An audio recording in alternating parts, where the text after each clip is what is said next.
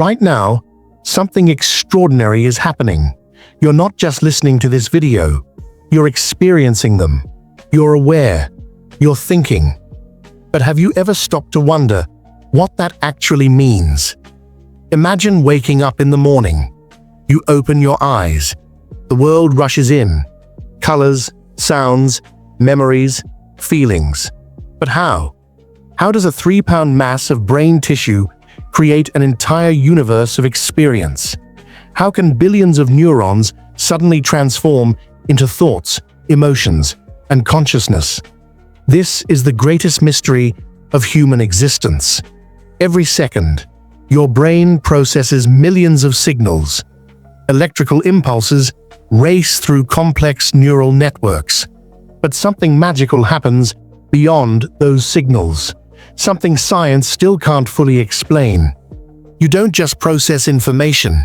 You experience it. You feel it. You understand it. No computer, no matter how advanced, can truly experience the world the way you do right now. Is it just a byproduct of the brain? Or does it point to something far greater, something divine? In this video, we'll explore one of the most profound questions of all time. Does consciousness prove the existence of God? Before we even try to answer that, let's break down what consciousness really is. Right now, you're watching this video, hearing my voice, maybe even forming an opinion about what I'm saying. But what part of you is actually doing that? Is it your brain? Your soul? Something beyond science? Consciousness is often defined as awareness, the ability to experience thoughts, emotions, and sensations. But here's the kicker. No one truly understands how this happens. Scientists can measure brain activity, but they can't measure the experience of being you. This is known as the hard problem of consciousness, a term coined by philosopher David Chalmers. Science can explain how neurons fire when you see a color, but it can't explain why you actually experience red, or pain, or joy. Why does matter, which is unconscious by itself, suddenly create experience when arranged in a certain way? That's where the mystery begins. One dominant explanation comes from materialists, who argue that consciousness is just a function of the brain.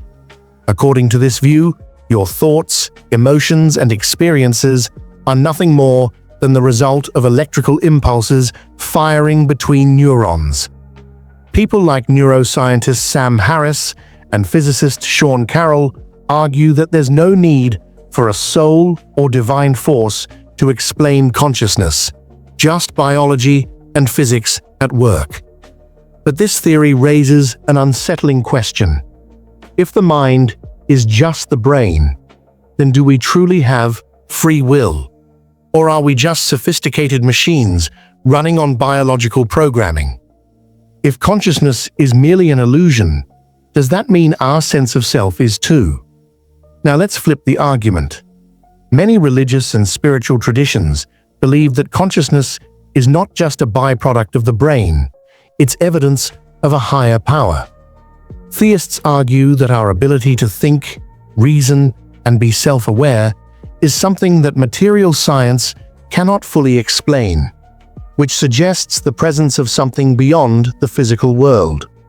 Some of the most famous thinkers in history, like René Descartes, believed in dualism, the idea that the mind and body are separate.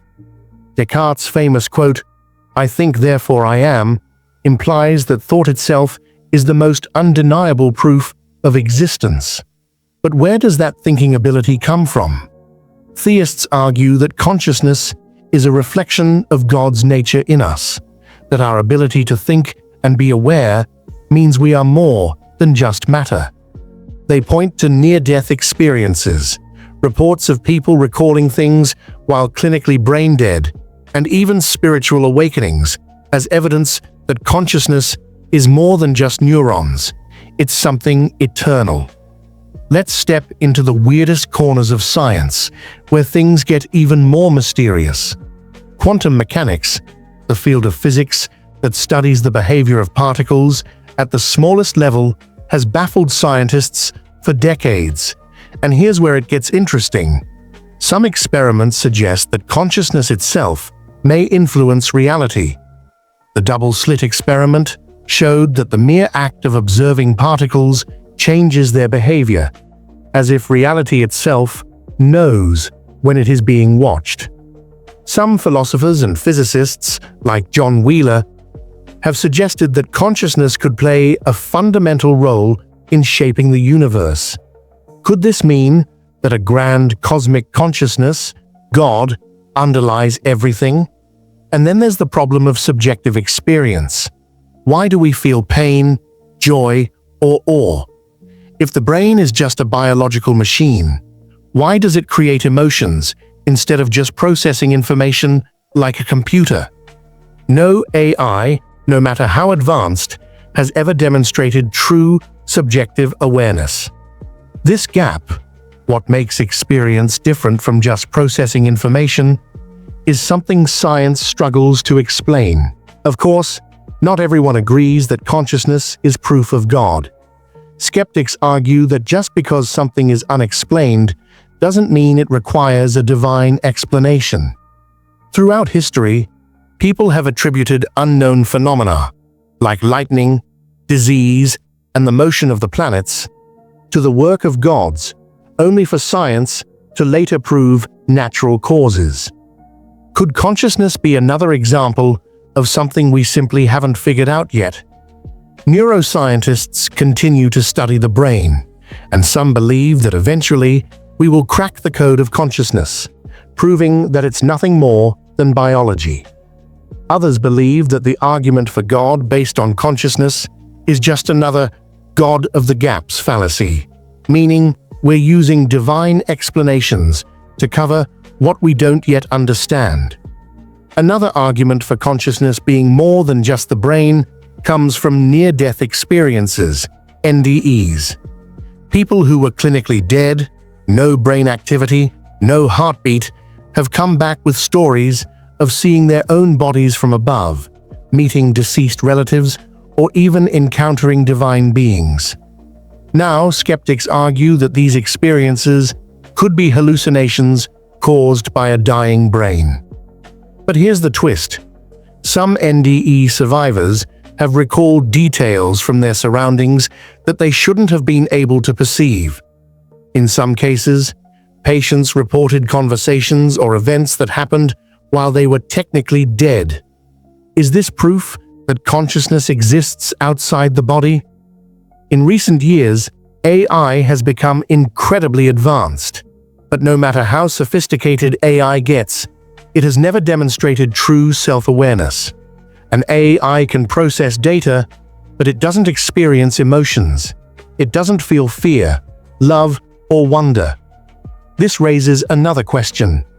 If consciousness were just information processing, why hasn't science been able to recreate it in a machine? What if consciousness is something deeper, something science alone can't touch? So, where does all this leave us?